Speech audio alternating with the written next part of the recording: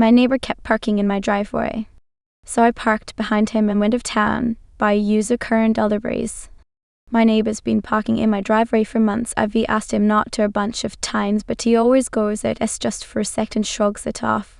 Came home last Friday and yep, there he was again. Only things was, I was heading out of town for the weekend. So I pulled in behind him, locked up, grabbed my stuff and left. Couple hours later I had a bunch of missed calls and a text like a dude WTF. But I didn't answer it. Hope he had a relaxing weekend to think things through. TSSKKKKKKKKKKKK. I was the only one cleaning the bathroom. So I stopped using it too, by user unhappy ad 4184. I live with 2 roommates and for some reason I was always the one cleaning our shared bathroom. Toilet, mirror, sink, drain, all of it. Got sick of it so I stopped. Not just cleaning, I also stopped using it. Started showering at the gym, brushing my teeth in the kitchen, and using the bathroom at work or this coffee shop down the street. I work long hours anyway, so it wasn't that hard to avoid. 2 weeks go by and the place is nasty. Moldy curtain, toothpaste crust, hair everywhere. Finally one of them goes, "Dude, can you clean the bathroom? It's disgusting." I just said, "Oh, I thought we were taking turns." I haven't even used it. Awkward silence. Then they cleaned it. Now they actually kinda keep up with it. Not perfect, but whatever.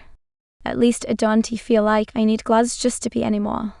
Turns out cleaning a swamp sucks way more when you're the only one stuck in it.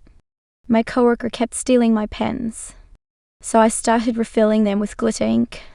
Well, I work in this pretty chill office, but for whatever reason my pens kept missing. Not like all my pens. Just mine, the ones I actually like using. I kinda had a feeling who it was but didn't wanna cause drama. Then one day I saw her using my purple gel pen during a meeting. I said something like, "Hey, I think that is mine," and she just laughed and went, "Oops, lol, didn't even notice." So I ordered some cheap refillable pens and swapped the ink for glitter gel. They looked normal when you wrote with them, but dried all sparkly and ridiculous. Next meeting she is writing away and someone goes, "Why does your notebook look like a birthday card?" She just started at it like it betrayed her soul. My pens haven't gone missing since. No apology or anything. Just awkward silence. Honestly, ILL take it. Owner fired my dad, then came asking for work. Denied. Back in 1997, my stepdad was the operations manager at a company that did telecommunications work. He hired me to work at the company for the summer, but I ended up enjoying the work. I made a career out of it. About 4 months into my employment at the company, the owner and my stepdad had a disagreement over something very trivial and the owner fired my dad. Since he's my stepdad, we have different last names and I didn't feel like I would get caught up in this issue. I had my own issues with this company as well. Mostly not being paid correctly and being denied benefits promised. Ended up working for another 18 months for the company before I left to work for a major telecommunications provider that we had done some work for. At the new company, I eventually took a position where I was responsible for hiring contractors, much like the company my dad and I worked for, to do construction. One day I got a call out of the blue from the owner of the contractor company.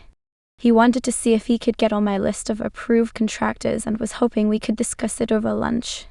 Typically a project of this type would be a $75 minus $200 project, and I would do 20 minus 30 projects per year, so that could be a lucrative source of revenue for them.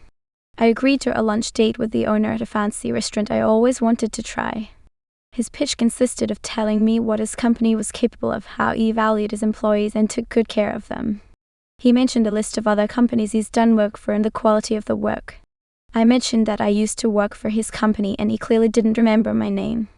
I also asked if he remembered the guy who hired me, and he said he did.